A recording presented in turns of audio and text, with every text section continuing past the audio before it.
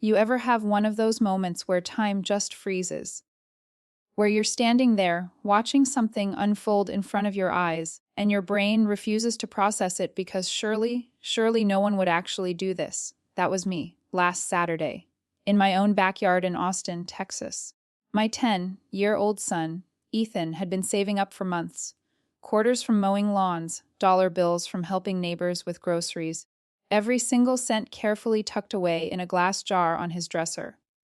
Last month, I finally chipped in the rest, and together we bought him his dream, a sunburst guitar. The kind of guitar that makes a kid's eyes glow when the strings catch the sunlight. And that afternoon, Ethan was bouncing like a spring, waiting for my family to arrive. He couldn't wait to show it off. For once, the world felt simple, the laundry folded, lesson plans graded, and my boy ready to strum his very first song for his grandma and uncle. When they pulled up, my mother, Margaret, and my brother, Derek, Ethan nearly tripped over himself running to the driveway. He tugged at their hands like he was unveiling buried treasure. "Come see! Come see!" he shouted, his grin so wide it nearly split his face. And then I saw it. That look, the one I've known since childhood. Derek's smile tightened, his jaw clenched. His eyes narrowing like the sight of my son's happiness was somehow a personal insult. You know the look someone makes when they've bitten into something sour, but they don't want to spit it out. That was Derek. Ethan didn't notice. He was too busy pointing out the little details. "Look, Uncle Derek, the strings shine! And Mom let me pick the pickguard myself." He strummed a shaky chord, so proud, so innocent. And then, before I could even blink, Derek walked straight into my garage. He came back out holding a baseball bat. At first I thought, no, he wouldn't. Not here. Not in front of his nephew. But he did. One swing, wood splintered. Strings snapped. My son's smile collapsed. And what my brother said next, what my mother added, will haunt me forever. It was one of those spring weekends in Austin, Texas, where the sky felt impossibly clear. The sun wasn't harsh. It was warm, just enough to make the grass release that sweet, fresh smell you only notice when you stop rushing. A light breeze slipped through the wooden fence, carrying the sound of kids down the block, playing ball in the street. Inside my little house, for the first time in weeks, everything felt settled. The laundry basket sat empty. My lesson plans were neatly stacked on the kitchen counter, and even the dishwasher was quiet for once. A day that felt almost perfect. And I knew it. Melissa Carter, 42 years old, single mom, high school teacher, rarely got moments like this. And maybe that's why I held on to it so tightly, savoring every second of that peaceful afternoon. Out back, my 10-year-old son Ethan could barely keep still. His curls bounced in the breeze, his t-shirt untucked from running around, but none of that mattered. The only thing lighting up his face was the guitar, his brand new guitar.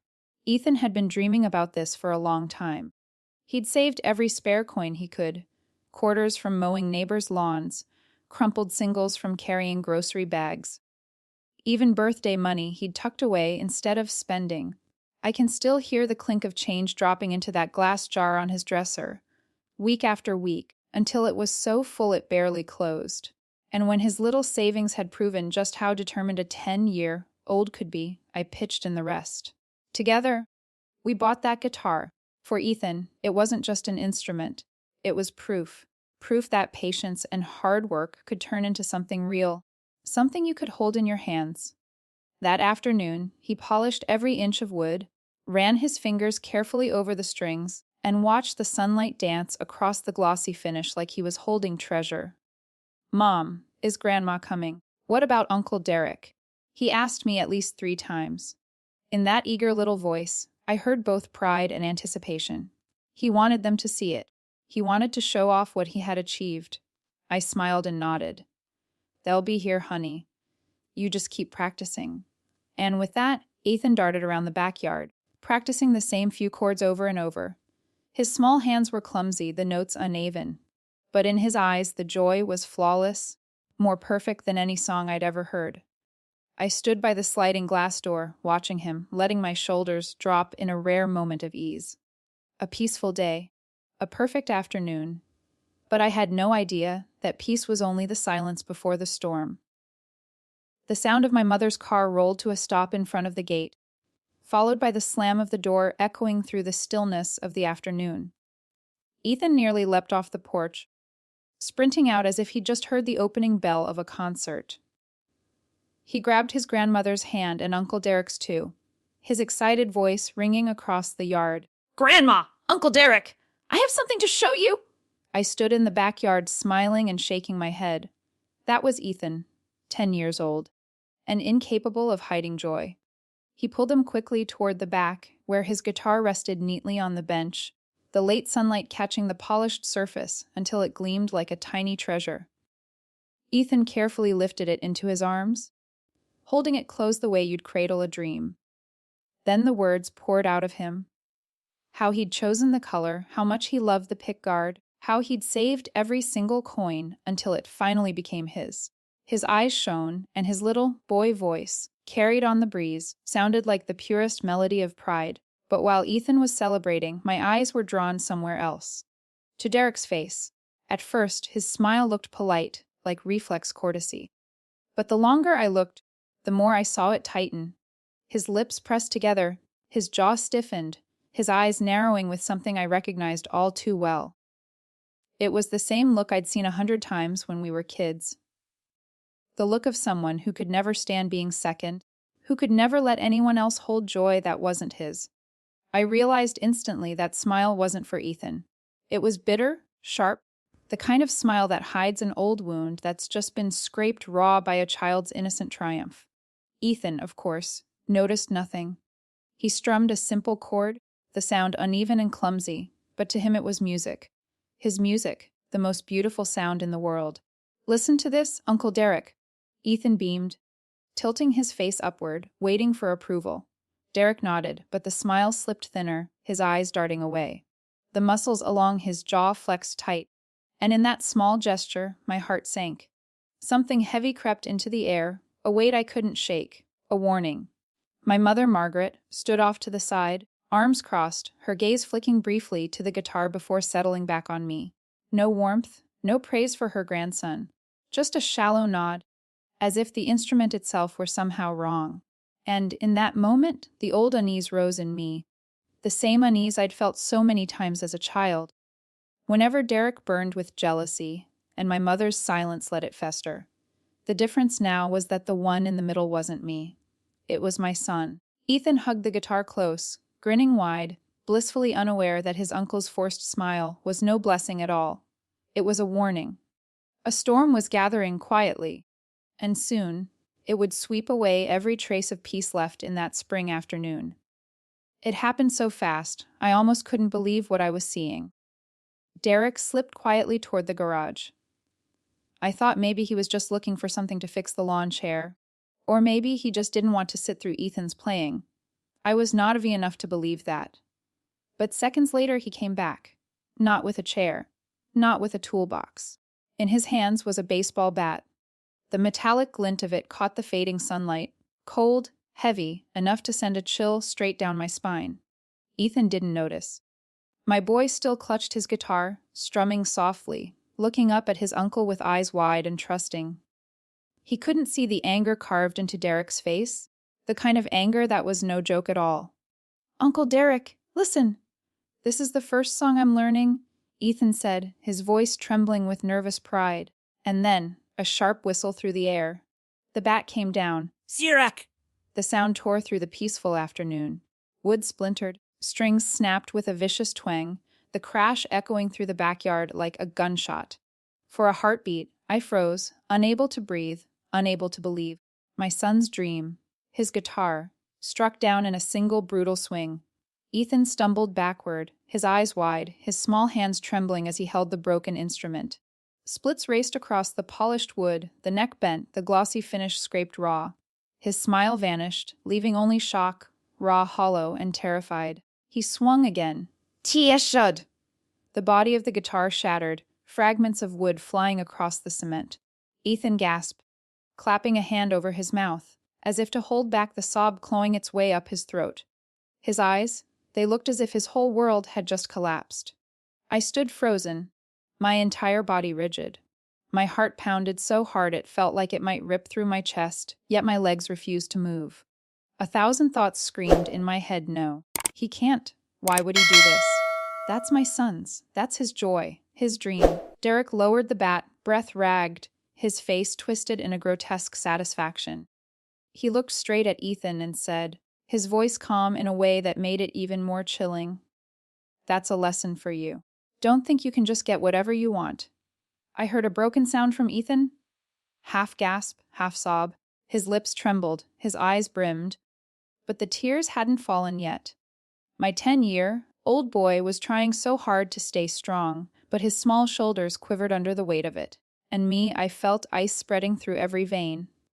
Fury hadn't even reached me yet.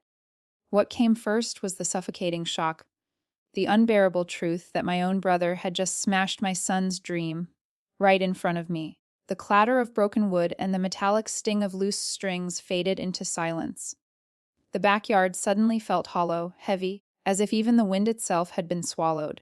And in that moment, I knew peace was gone. A line had been crossed.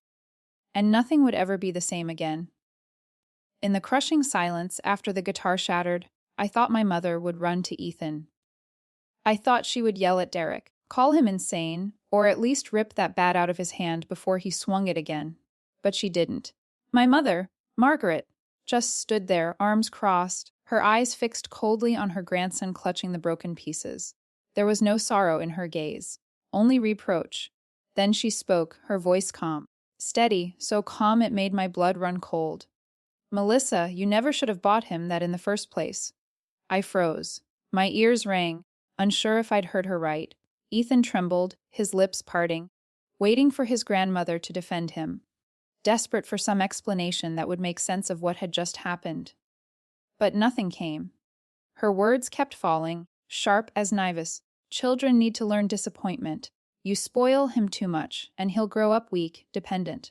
I swallowed hard. For a moment, I didn't know whether to cry or laugh. That guitar, the dream my boy had saved for months, the symbol of his patience and grit, was now twisted into some kind of mistake. Derek wasn't wrong for smashing it.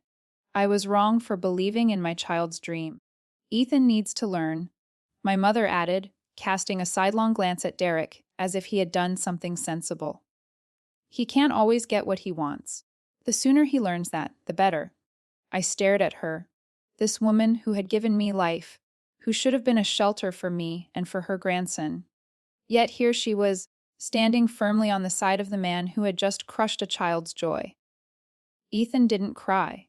He sank to the ground, hugging the broken guitar to his chest, his small shoulders trembling.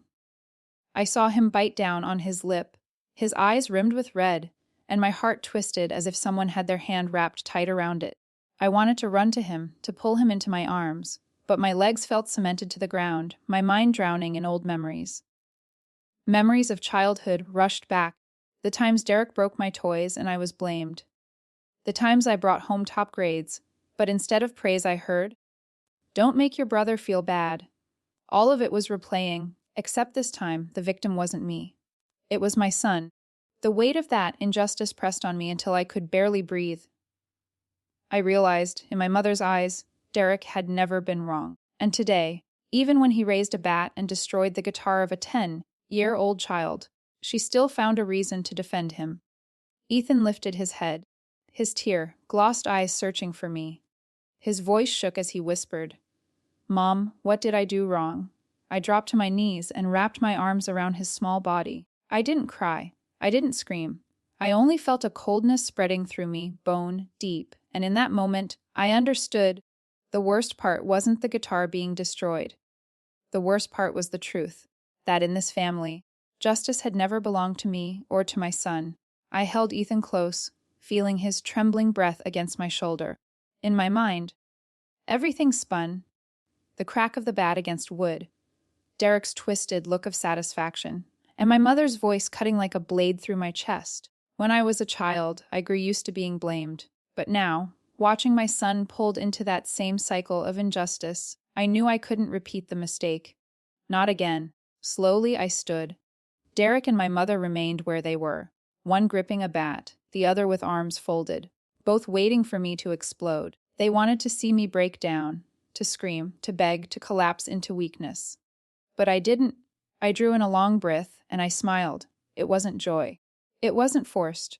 It was cold, deliberate, so still it made the air itself feel heavier. I locked eyes with Derek, then shifted my gaze to my mother. My stare didn't waver. Are you done? I asked, my voice steady, low, unshaken. They faltered. Derek curled his lip, pretending to stay in control, but I saw the flicker of unease in his eyes. My mother frowned, unsettled, as if she couldn't process me, refusing to play the role she'd written for me. I bent down, picked up a broken piece of the guitar, and turned it slowly in my hand. The lacquer still shone faintly, but the body was split, beyond repair. I exhaled, then looked up, smiling once more. You think you taught my son a lesson today, I said, my tone calm as stone. But the truth is, you're the ones who just learned. The air tightened. Derek stiffened. My mother's eyes narrowed, that first glint of doubt flashing sharp across her face.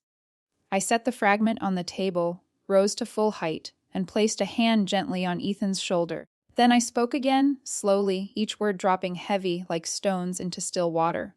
From this day forward, no one in this house will ever harm my son again. No one. The words echoed across the backyard, heavier than any shout could have been. Derek's jaw tightened. He gripped the bat but didn't lift it. My mother's mouth opened, ready to strike back, but no words came. Ethan looked up at me. Through his tear-brimmed eyes, I saw surprise first, then, like a small flame, a spark of trust. He pressed his tiny fingers into my hand, as if to test if this moment was real. I turned, guiding Ethan inside. But before the door closed, I paused. My voice, soft but sharp as ice, slipped through the stillness. The real lesson today is that silence cuts deeper than any scream. And then, I shut the door. Not a slam, but a final, deliberate close. Behind it, I heard Derek's heavy sigh and my mother's trembling voice, calling my name. But I didn't answer. For the first time in years, I chose silence, and that silence, unyielding, unbroken, was the greatest strength they had never known. When the door shut behind me, the sounds from the backyard still echoed in my head. The crack of wood splintering under the bat, my son's ragged breath, the silence that followed. But what tightened my chest wasn't just the broken guitar. It was the storm of memories that came flooding back. Pieces of a childhood I thought I had buried long ago. I remembered when I was 8. Derek was 6, and every tantrum, every outburst of his, somehow became mine to carry. I had saved for months to buy a doll of my own. The day I brought it home, Derek screamed because it wasn't his. Just hours later, my mother called me over, her voice cool and unyielding. You should give it to him.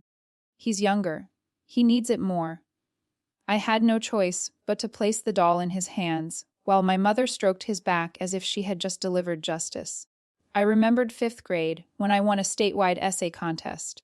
The certificate hadn't even been framed yet when Derek crumpled my hand, drawn picture, sneering, "You're always better than me."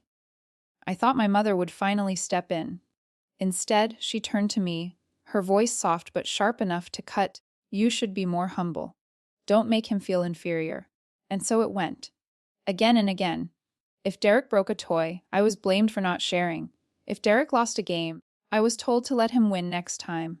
If Derek lashed out, all eyes turned to me. Don't provoke him. Little by little, I learned silence. I learned to walk on eggshells, to shrink myself so I wouldn't draw fire. I learned to dim my own light, convinced that justice didn't exist. Not in my own family. And today, when I watched Derek raise that bat and shatter Ethan's guitar, when I heard my mother's same chilling line, "You shouldn't have bought it for him in the first place," every memory surged back, vivid and suffocating. But this time, the victim wasn't me. This time, it was my son, my gentle 10-year-old boy, who had never harmed anyone, was forced to inherit the jealousy and bias I had endured my entire childhood. When I looked into Ethan's tear-stained eyes, I saw myself. That little girl who had swallowed her pain so her brother could be spoiled. That little girl who had been stripped of joy, simply because her happiness was treated as a threat. The cold ache in my chest hardened into something fierce, something unbreakable, a vow whispered through every vein in my body. No, the cycle ends here. It will not consume my son. I will not let history repeat itself. Not again. And in that moment of memory and fire, I understood today wasn't an accident. It was the consequence of a lifetime of injustice. Nurtured by my mother, indulged by Derek. But now I am no longer that frightened little girl forced into silence. Now I am a mother. And I have the duty, the power, to break those chains, whatever it takes. The room went utterly silent after I closed the door. Ethan was still sitting there, clutching the broken guitar piece, his small hands trembling. I brushed his hair gently, but inside me, the storm was rising. Derek and my mother thought they had won. They thought they had just taught my son a painful lesson, but they had no idea the truth was entirely different. I turned back and opened the door again. Derek and my mother were still standing in the backyard, their faces a mix of annoyance and expectation. Maybe they believed I would come out begging, picking up the shattered pieces like some defeated fool. Instead, I walked out calmly, my gaze cold and unflinching as it swept over them both. "Do you even know who that guitar was really meant for?" I asked, slow and clear. They froze for a second. Derek raised his eyebrows, then scoffed. "For your kid, obviously. He was just showing it off." I shook my head, a faint smile tugging at my lips. "No, that guitar wasn't just for Ethan. In fact, it was meant for your daughter, for Brooklyn." The air seemed to freeze. Derek blinked rapidly, while my mother frowned, unable to process what she had just heard. I pulled my phone from my pocket and opened my inbox. A few quick taps and the screen lit up, displaying the confirmation email from the music scholarship I had been pursuing for months. "Do you remember the scholarship Brooklyn applied for?" I asked, holding the screen up. I was the one who sent her application, wrote the petition, called the organizers every week. I knew how much she loved playing, and I wanted her to have a real chance. This right here. I pointed to the glowing words. This is the approval. The scholarship was granted. And that guitar, it was supposed to be her reward. The proof was undeniable. I held the phone out for them to see. Derek's face shifted from flushed red to pale, then to something dark and stormy. My mother tried to cut in, her voice shaking. "Melissa, stop making things up. You're just twisting this to blame your brother." I met her eyes, steady and sharp. "Making things up. I have the emails. I have the paperwork. I even have the scholarship representative ready to testify if I need to. Should I read it out loud right here, so the whole neighborhood can hear?"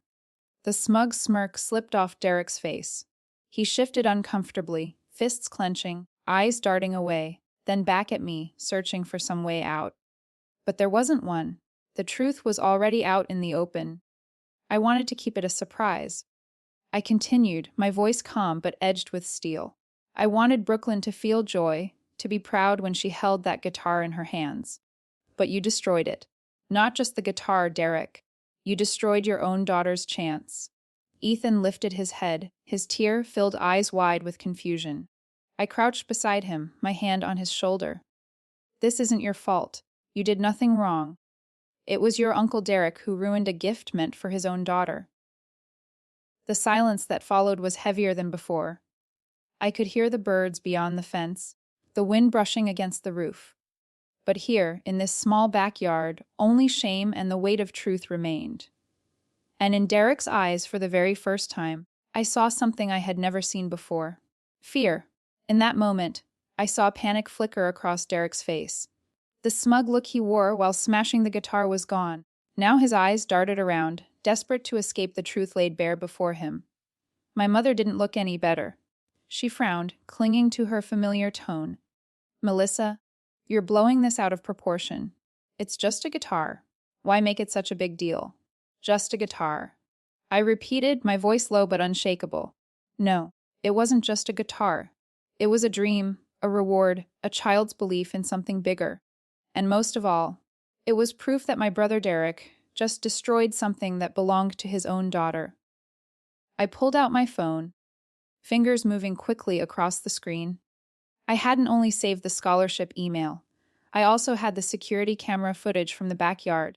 I had installed it to deter petty theft, but today it had become the most crucial witness. With a single tap, the video began to play. The screen showed Derek stepping into the garage, gripping a baseball bat, then bringing it down mercilessly onto the guitar in Ethan's hands. The sound of wood splintering, strings snapping, and Ethan's panicked cry filled the air, an indictment no one could deny. I turned the screen toward them. Derek's face drained of color, his breathing sharp and uneven. My mother stammered, You don't need to show this to anyone else. Family matters should stay in the family." I let out a faint smile. "No, Mom. It's time everyone knew. The truth belongs in the open." I hit one button, and the video was instantly shared to the family group chat. Dozens of cousins, aunts, and uncles. Along with the video, I typed one simple line. For the record, this guitar was a scholarship reward for Brooklyn, and Derek is the one who smashed it. Within seconds, my phone buzzed nonstop.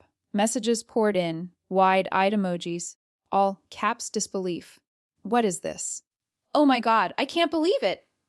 "Derek, what the hell did you do?" I lifted my head, meeting my brother's gaze. His face flushed crimson, then pale, then flared red again. He spat through clenched teeth. You humiliated me in front of the whole family." I couldn't help but laugh. "Humiliated you?" "Derek, I didn't say a word. I only pressed play. You did the rest yourself." My mother stepped forward, her voice frantic. "Melissa, stop this! You're embarrassing the whole family. Don't give outsiders a reason to laugh at us." I locked eyes with her, my voice sharp as glass. "Mom, you still don't get it, do you? The shame doesn't come from me exposing the truth. The shame comes from Derek's cruelty, and from your silence that enabled it. That's the real disgrace." The air grew thick with silence. I could hear Derek's ragged breathing, feel the pounding of my own heart. But unlike when I was a child, I wasn't trembling this time. I stood tall, every word like a sentence handed down. "From this day on, Derek, and you will have no power to control me or hurt my son. I will no longer stay silent, and I will never cover up the truth for either of you again." With that, I turned back and placed my hand on Ethan's shoulder. He looked up at me, eyes wide, part stunned, part relieved. And in that moment, I knew he understood his mother had finally broken the old chains, and no one would ever hurt him again. After the video spread through the family group chat, my phone buzzed nonstop. Messages flooded in like a storm, some shocked, some furious, some in disbelief. But I didn't need to read them all. The emojis of outrage and the all caps anger were enough to tell me one thing this time. Derek couldn't escape. I lifted my head to face my brother. His face was flushed crimson, his breath uneven. He jabbed a trembling finger at me, his voice shaking with rage. You ruined me! You humiliated me in front of everyone?" I stayed calm, my hand resting gently on Ethan's shoulder. "No, Derek, you humiliated yourself. I only brought the truth into the light, and the truth doesn't need decoration." My mother jumped in, panic rising in her voice. "Melissa, stop this. You've gone too far. We're all family. How could you expose us like this?" "You're tearing us apart!" I turned to her, eyes unflinching. Family isn't a shield for violence and injustice. Family is supposed to protect children, not smash their joy to pieces. If this is what you call family, then I don't need it. I lifted my hand toward the gate, my voice low but sharp, every word cutting through the thick air. "Get out of my house. And after today, get out of my life?" Both Derek and my mother froze, as if they couldn't believe what they had heard. For years, they had grown used to my silence, to my endurance, to my desperate attempts to keep the peace. But now, standing before them, was someone else, a woman who no longer accepted chains. Derek snarled, "You can't do this. We're blood." A short, cold laugh escaped my lips. "Blood? Blood doesn't give you the right to destroy a child's dream with a baseball bat. Blood doesn't give Mom the right to stand by and blame her grandson instead. Don't use that word to force me to bow down. I've bowed long enough." My mother stepped forward, her voice breaking. "Melissa, calm down. Tomorrow, we'll talk it out, settle this. Don't throw everything away in a fit of anger." I locked eyes with her, steady and unblinking. "I am calm, Mom, and that's exactly what terrifies you. Because for the first time in my life, I'm not letting you or Derek manipulate me anymore." I reached for the gate, gripping the iron latch before letting it swing wide open. The creak of the hinges sounded like the end of a sentence. Go, I said. If you want to call this a family, start by looking at yourselves. As for me, I choose to protect my son, even if it means standing alone. For a moment, I felt Ethan's gaze lift to mine brighter than before. It was no longer the frightened look from earlier, but one filled with trust and pride. His small hand squeezed mine tightly, warm and steady, as if lending me strength. Derek's jaw clenched, his lips pressed tight, but at last, he turned and stormed through the gate. My mother lingered for a few seconds, her lips trembling as if to speak. But when her eyes met my unwavering stare, she lowered her head and followed him out. When the gate closed behind them, silence settled over us. But this time it wasn't suffocating silence. It was the silence of release. I gripped Ethan's hand tighter and whispered softly, "It's over now, son, and I promise no one will ever hurt you again." The next morning, before sunlight had even filled the kitchen, my phone buzzed nonstop. Calls, texts, social media notifications. They came in so relentlessly I had to silence it just to hear Ethan's steady breathing as he slept beside me. I unlocked the screen. It wasn't hard to guess. Derek and my mother had already started doing what they do best, rewriting the story. In the family group chat, in scattered texts from relatives, even on the Facebook pages of distant cousins, the narrative had twisted. According to their version, Ethan was a spoiled brat who had deliberately broken Brooklyn's bike before. Selfish single mother, bought him a guitar to make up for it, and when questioned, I lost control and staged some elaborate drama to humiliate Derek. Not a single word about the baseball bat, not a single word about the brutal swing that smashed the guitar, not a single word about the tears welling in my son's eyes. Instead, they painted me as the family traitor, a bitter woman tearing blood apart. I read the words, my hand gripping so tight my knuckles turned white. But then, I set the phone down. I'd learned something last night: silence can be stronger than any scream. I didn't write long rebuttals. I didn't argue back. I simply dropped the video from the security camera. Again, this time right under their twisted comments. The clip was the same: Derek stepping out, bat in hand, the violent swing, the guitar splitting in two, Ethan's panicked cry, and my mother's cold voice. "You shouldn't have bought it for him in the first place." That was enough. No explanations needed. And then I waited. The reactions came faster than I expected. Some people went silent. Others hurried to delete their comments. A few messaged me privately. "I had no idea it was that bad, Melissa. I'm sorry I believed them." But of course, there were still those clinging to denial. Maybe the footage was edited. Every family has fights. Did you really have to go that far? I gave a bitter smile. Of course, there will always be people who choose the easy lie over the painful truth. But it didn't matter anymore. The truth was out. It couldn't be buried again. That afternoon, a cousin called with news. Derek's husband, who had always kept his distance, had seen the video. He called a lawyer. Rumors spread fast. Derek might be facing divorce and the loss of custody over Brooklyn. That night, my mother called me. Her voice no longer sharp, but shaky, almost desperate. "Melissa, you don't understand. You're destroying this family. You have to take that video down. Right now." I sat quietly in the dark, watching Ethan sleep, his face finally peaceful after days of turmoil. And I knew exactly what to say. "No, Mom, I'm not destroying anything. I'm just stopping others from doing the destroying. I'm choosing to protect my real family, this child." Silence. Then the flat, cutting beep of a call ended. In that moment, I understood the storm of consequences was only beginning. Derek would fight, my mother would spin her lies again. But this time, I was different. I wasn't afraid anymore. I wasn't alone. I had the truth, I had the evidence. And most of all, I had Ethan's trusting eyes as my anchor. A few weeks later, my little house in Austin slowly found its peace again.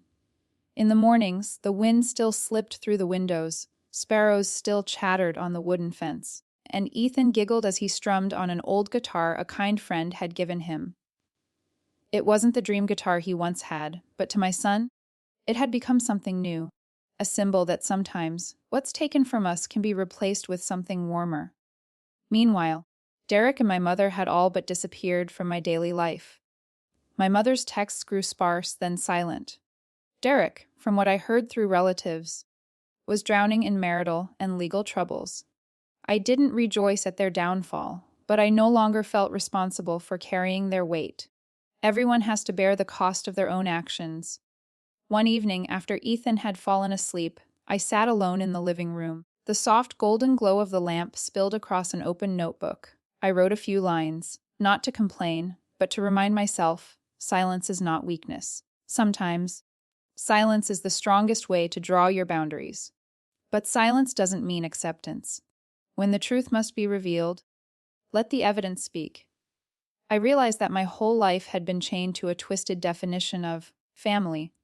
I once believed that to preserve harmony, I had to endure, sacrifice, and stay silent. But the truth is that so-called harmony never existed. It was nothing more than an excuse to cover up injustice. Family isn't supposed to be a place you fear. Family is supposed to be where you are protected, encouraged, and loved. If a blood tie doesn't give you safety or love, then walking away isn't betrayal, it's courage. I glanced toward the bedroom where Ethan slept soundly. My son had endured a brutal day, had watched his beloved guitar shatter before his eyes. But from those ashes, he had learned something important. Sometimes adults are wrong. Sometimes the ones closest to us hurt us the most. And that doesn't mean we have to accept it. I know Ethan will always remember that afternoon. But I also hope, alongside the sound of breaking strings, he will remember his mother's steady gaze and the promise I made, I will never let anyone hurt you again. And that is the lesson I want to leave with anyone listening to this story. Do not let the word, family, become an excuse to keep enduring pain. Do not let bloodlines become the chain that binds you to injustice. You have the right to say, enough. You have the right to build boundaries, to protect yourself and the ones you love. Justice doesn't always come from a courtroom. It doesn't always come from a late apology. Justice begins the moment you stand tall, look your abuser in the eye, and say, I will not be silent anymore. For me, that moment had already come. It came in my backyard, one spring afternoon, when the guitar broke in half. But I was more whole than I had ever been.